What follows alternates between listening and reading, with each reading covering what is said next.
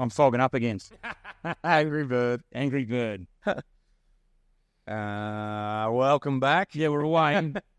We're obviously, it's a new week, new beer. Yep. Cheers. Cheers. I couldn't wait and got stuck into it. You're an animal. What's that? Also, I haven't got permission, but I'm gonna. I've got a little note here. Tops cook and bottoms wash up. Oh yeah. I actually wondered whether you'd bring that up. Yeah, I just thought of it on the way here. Yeah, very good. Do you want to elaborate on it? So the King messaged me out of the blue the other day and just asked, "Do you cook or does Dylan cook?" I said, "Me, why?" Followed by, "He cleans up and usually breaks something in the process," which is not untrue.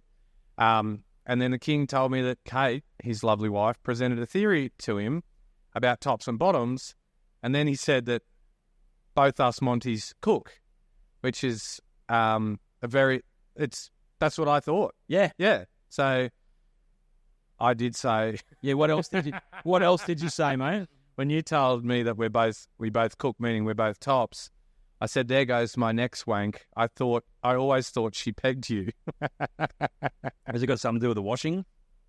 No. Everybody knows I'm sure we've explained pegging before. Right. If you don't know, Starting to fog up. look it up. Anyway, that was great. I really enjoyed that conversation. Yeah, good. I'm glad you enjoyed that conversation. Yeah. I hope the people out there did too. So I better go to notes because the last episode, I don't think I even referred to them. I can say I've got a number of like very small things that we would just rattle off here. Yeah. So one is, I think we spoke before about I'd spoken to some couples that have had meetings with that have said, "Oh, I love the podcast." You go like, "Yeah, I know. don't do that." But I met with a couple. Oh, so there's two parts to this story. It's not even like we can pinpoint like a wild thing that we could say, "Oh, I was nervous about that." Oh no, Discriminating shit. This one I can pinpoint. Oh, right. So two things happened. So I met with them, and they're a lovely couple, and it was on Zoom. So the first thing, I'll start with the first thing. The first thing was, I said, I've been watching the podcast. We watched the one with about Kyle Sandilands. Yeah. And, that's great. So you basically picked the one out where there's a lot of talk about my dick, and then we're still here having a conversation. That's wonderful. Thanks for tuning in. We're so alike. I know. Uncut.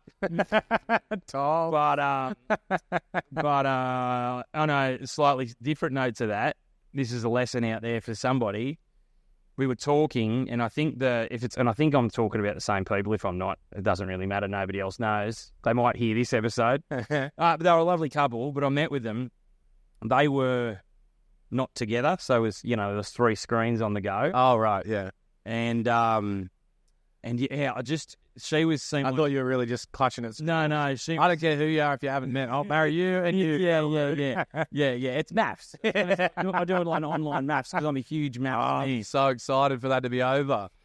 Is it over? No, it was one. I wouldn't know. The final shit show or whatever they call it on Sunday. Yeah. Where morons the land over will tune in. Yeah.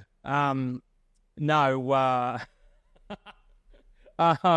There goes some more people. This is not necessarily anything funny. It's just something I thought. I'll think go. Say we're really just talking to ourselves at this point. Oh, mate, we've excluded every listener. Heaps of people just hung up. Ever. Fuck this. So we just record this one week to listen back the following Tuesday morning. No, Lincoln told us. What was it? Between 250 and 300? 300,000 listeners. No, and so it's huge. It's like at least 6 inches. Yeah. But yeah, I was talking to this couple, and she seemed like she was really on board. But the guy, I was getting the vibe, and he was talking about how he didn't want, they wanted a bit of fun, but not a lot of fun. And yada yada. And I was nervous about this, and I was kind of trying to talk around it by going, no, let's, there's some heartfelt stuff. It's a combination too. Yada yada yada. And when I hung up from them, I thought to myself, I should have just said to them, I don't think I'm your guy. Yeah, right. But there's part of you that obviously that runs a business that goes, no, it'll be fine. And I've done it before. I remember ages ago I had a phone call with a woman and she was like, blah, blah, blah. But it comes back to they give you the content. As in, yeah, that's right. If they haven't put a wild fucking story in their questionnaire, yeah, you're not just going to come out and make something up. No, but yeah, I've done it before where a woman rang, which that was her first fucking mistake because she called. Do not call the king. Do not call the king. That's what emails are for. So when you email Uncle Monty's advice line, don't ring me. You can leave a voicemail. It's going to say in our reply, Monty King hates phone calls. Yeah, Monty Aaron loves a chat. Yeah, so. but yeah, and so she called and she told me what she's looking for, and I just went, I don't think I'm your guy. Here's the name of 3 other people that I think will do what you want to do. And so these people the other day, I hung up from them, and I thought, first thing I thought was, I don't think I'm going to get that because I just didn't get the vibe from the guy. What's funny because I got a phone call the other day from a couple that said they'd just spoken to a celebrant and he was a real ass. Yeah, real piece of shit. Yeah. So anyway, but I felt like I should have said then and there, I don't think I'm the guy, here's some other names. Yeah. Anyway, sure as fuck, I got the email going, great to talk to you the other day, we're going in another direction. And I nearly wrote, great. Yeah. I think that's the best. That just sounds like sour grapes. Don't be that guy. Well, so I don't think I was a good fit for those people. No, and in a similar breath, you know the story, but one of my earliest weddings would have been the first 5 that I ever did. It was a very quick transition for me from my first wedding doing my brother's, and you were like a carbon copy of the marriage celebrant course. Oh, yeah. The first one, there's shit. Yeah. Absolute garbage, because I look back at that script and want to spew. But agreed. In between my brother's wedding and getting to the point where I was almost doing wedding number 5, it was almost 12 months, say. Yeah, right. And in that time, I'd gone through a bit of a discovery and find yourself journey. Yeah. And realised that I'm not traditional and religious and, all those things that you get basically trained to be. Yeah. And at that point, the boots had become a thing and so image-wise and vibe-wise and branding-wise, it was very different to the initial conversation I'd had with this couple. Yep. Get 8 weeks out from the wedding. Oh, yeah. Catching up to do the legal paperwork, at which point I was way more organised. They had done the questionnaire. Yeah. But they hadn't just answered their story, that most celebrants, a few questions about your loves or whatever, and we write from that. They had written the entire script, start to finish. Yeah. And it was very, very religious in tone. Yeah. It was supposed to be in a chapel, not a chapel. Like, it's not a church, but it's chapel. And it was me also leading a lot of congregational singing, like hymns, prayers, all that sort of stuff. So met with them, and kudos to them because they had a very clear-cut idea of exactly how they wanted their ceremony to run, and they knew the tone, the language, everything. But I had to have that chat with them, which I was shitting myself about because, like you said, running a business, broke as fuck because I quit my day job. You want to fucking make everybody happy. Yeah. So I had quit my day job, had no other income, so I was like, shit. Anyway, had this chat prior to meeting with them. I did actually do the call out to all the celebrants around the place and ask who has a religious background and would be happy to read take this over a script that's been written, word for word as they want it said. Found some great referrals, met with them, explained that I don't think I'm the best person for this job, gave them the recommendations. They were a little bit salty, as you can imagine, because 8 weeks out, they've got to go through the process of changing over whatever. But transferred the legal pay, it was all easy, refunded them all the money, it was all fine. But definitely now, like you said, straight away if you're cut out for them or not. And it's funny you say that. I remember a couple, and I don't know what number they were, but it was super early on. And I'm still friends with the bride on Facebook, and they're really lovely people. But but I was super green, and when I started, probably like you, I didn't know anybody. Like I didn't know other celebrants, I didn't know anyone in the industry. I didn't did a fucking thing, and so I had no other point of reference. And they booked me, and I could fuck knows how they got onto me, but they booked me. Back when I was also charging fucking dirt. Peanuts. Yeah. And she virtually wrote the ceremony as well. Yeah. And at the time, though, I was like, great, because I'm shitting myself. I don't know what I should have done. Yeah. You've done this for me. Because I think when I first started too, and I won't throw anyone under the bus, But some mates of mine had recently been married, and I was like, "Can you show me all the shit that your celebrant gave you? Like what was the process?" You did this. I said that to them. You piece of shit. The king undercutting the hard work. Well, the wedding world. Do you want to hold that comment till I tell you how it went? Do you want to hold that? So they're celebrant. And look, I'm not shitting on this. It's horses for courses. And I also think the landscape's changed immeasurably since from then to now in terms of celebrants and what they provide and the way they do it. Oh, there's still plenty of pricks that copy what you do, though. Well, not only that, but so this person basically provided them like this binder. Yeah. And it had 3 options for an introduction, like an A, B, and C. Yeah. A middle, A, B, and C, and a conclusion, A, B, and C. As in, I want A, B, and C, and that's the script. As in sweet, religious, funny. Or... No, not even, just whatever. I can't remember. But it was just basically, there was no little to no customization. Yeah. It was just like, pick an intro, pick a middle, pick an end. Yeah. That's what your ceremony will be. Yeah. And I was like, oh, I guess that's what you do. So I did a version of that for about 3 weeks. And this is fucking terrible. Yeah. And then I think I probably got to know some people who were like, no, do bop. Yeah. Yeah. But anyway, what I was going to say, and on my list, this will flow into that. And again, and I know you're going to go, just shit on him. Not just shit on anyone specifically.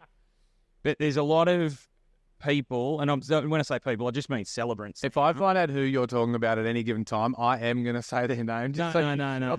But who, like part of their sell, their advertising is like, your day, your way. Like that's one of those cliches that gets thrown around.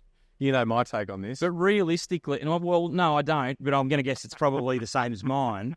But realistically, that's bullshit because, 95% of people that come to you haven't got a fucking clue because they've not been married before, and so that they're there to... You're saying it in a much nicer term. I know I am. Yeah, thank you for saving me. They're coming to you to be guided through that. Yeah. But my opinion of that also is there's a huge range of celebrants in the market.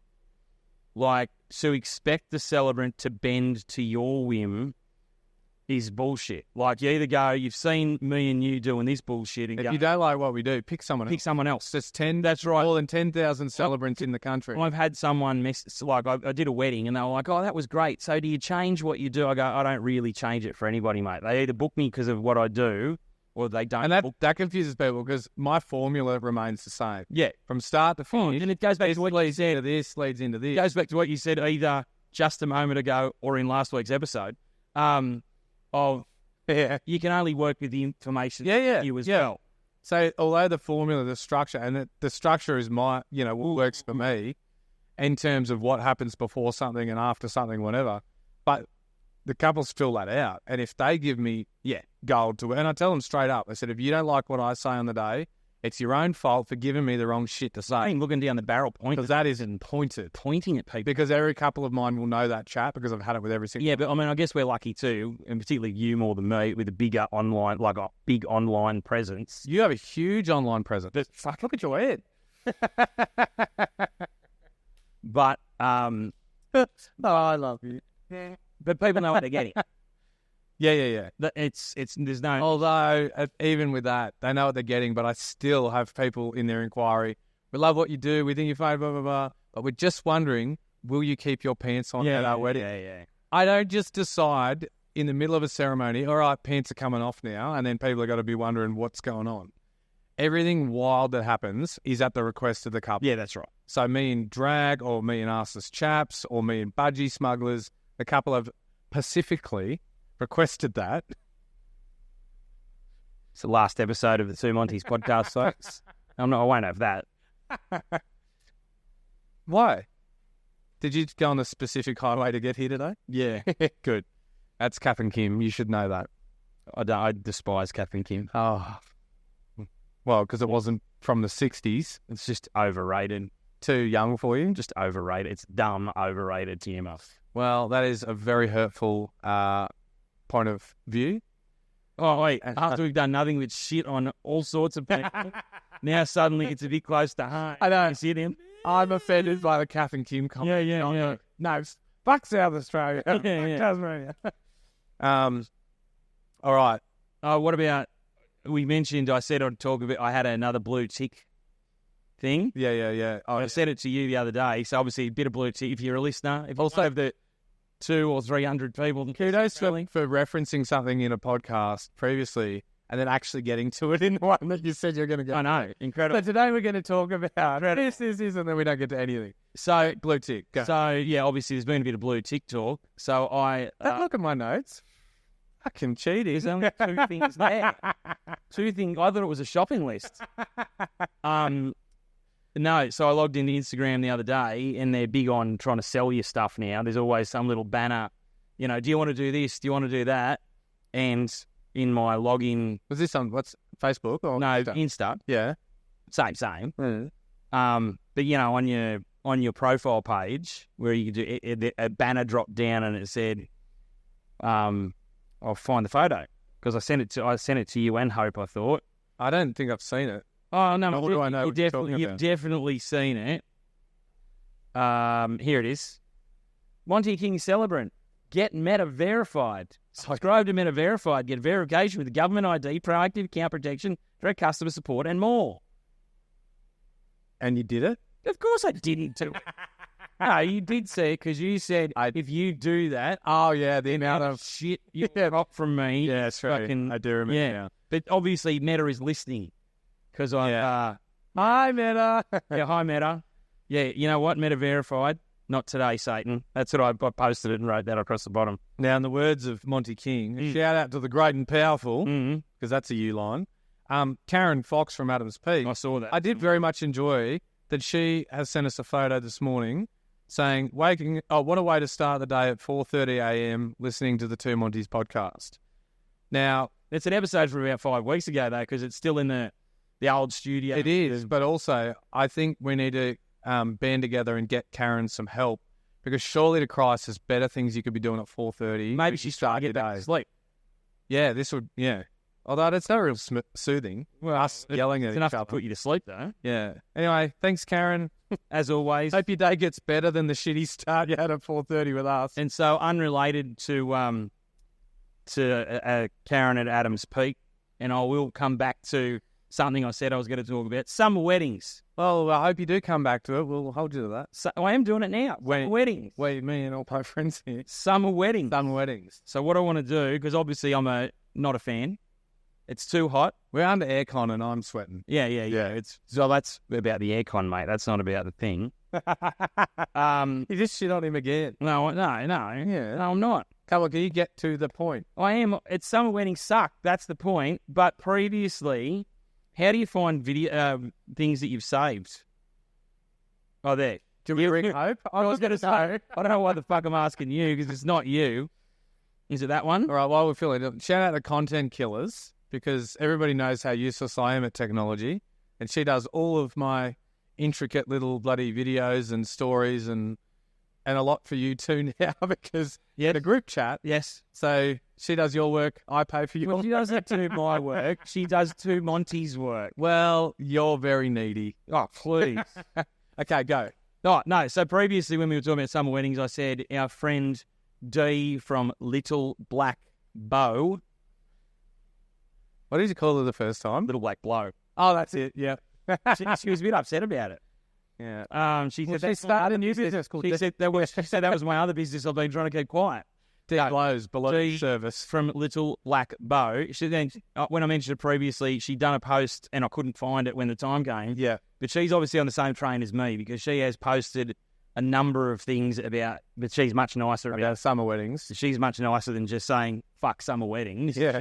So I'm actually going to read out, because she basically says some very great things here, and I'm going to, as the weather starts to cool, but the sun still shines, it's a good time. I might get her to write my fucking scripts. Yeah, fuck, she's poetic. It's a good time to look outside and say, wouldn't this be great weather to get married in? Don't rule out autumn and winter weddings, because there are so many advantages. Long sleeves. You don't sweat in a suit. It's easier to lock in your favourite vendor and venue, because they'll have more availability. You don't have to wait until 8 p.m. for a sunset. Mm-hmm. You can start your ceremony earlier, which means you get inside the party earlier. If you've hired festoon and fairy lights, you get to take advantage of them, not turning them on at 10 o'clock. She's all over this. I know. Gosh. If the weather's a bit cooler, it's a good excuse to buy more accessories to keep you warm. Fireplaces or campfires. Who doesn't love to snuggle up by a fire?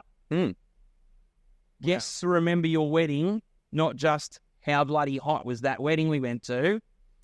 And photographers and videographers' equipment won't overheat. And 10... Oh, don't worry about that last point. Everything else is good, though. 10... well, there is no 10, but 10 big fat celebrants won't whinge about fucking sweating through their suits. So, thanks. Well done, D. Little black bow. Got it. Hey, Look, Almost wearing a shout hat as he runs past shout. That's pretty funny. That's cool. That is funny. Good on him. Hope he listens to this. There wasn't anybody. We're talking about you, mate. There wasn't anybody there. Anyway. All right. How are we going? Now, we did touch on Once Upon a Time. What was that? Five. Once Upon a Time about... Sorry, I just pressed the wrong button on my phone and it said, start a journal. I'm like, fucking no. Why is that even a fucking thing? I don't even know what happened. What would you talk about? Dear diary, today Monty said my head was big. Oh, God, let it go. Let it go. Previously we've spoken about weird food requests at restaurants. Right. That aren't allergy related. Yeah. So I do have another one. So one of Dylan's New Year's resolutions. You know my boyfriend? Yep. You've met him. Yeah, man. No. Which one?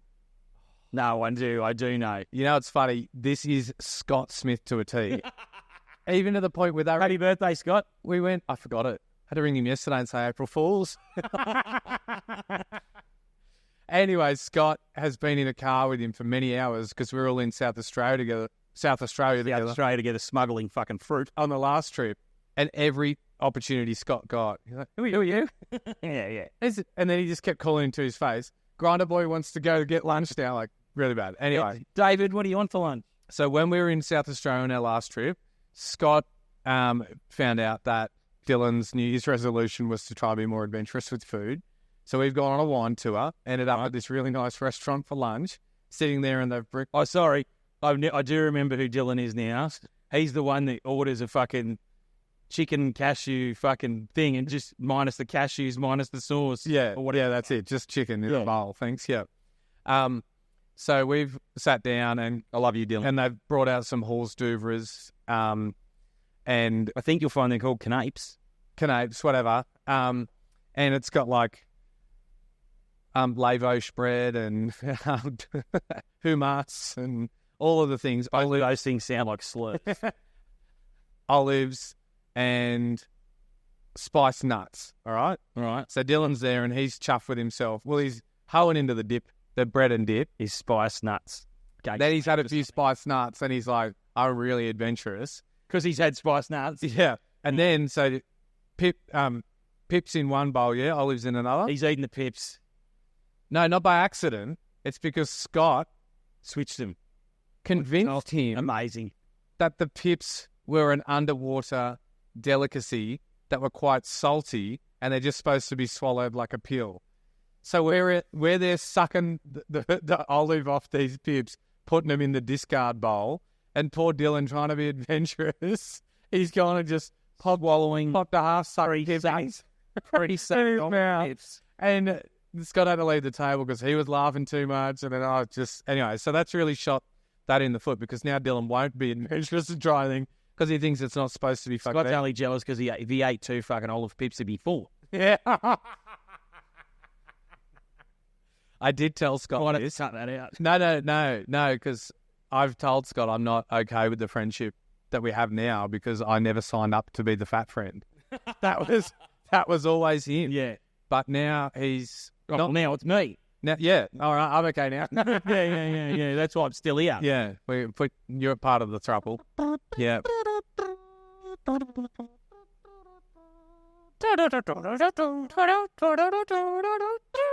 Just before we... I am going to say... No, just completely in regards to that, though. You keep saying Spanish fly. Is it Spanish flu? No. That killed a lot of people. Yeah, that's different again. Different. It's Spanish flea. Spanish fly is cream you rub on your dick to make it hard, which is where you're probably getting confused. Also, why? Spanish fly? I don't know. There's a fly buzzing around my cock. I don't think I'm going to get hard from it. I don't know. It's Spanish, though. Oh, la-di-da. Yeah. Adios, amigo. Arriba. Nice.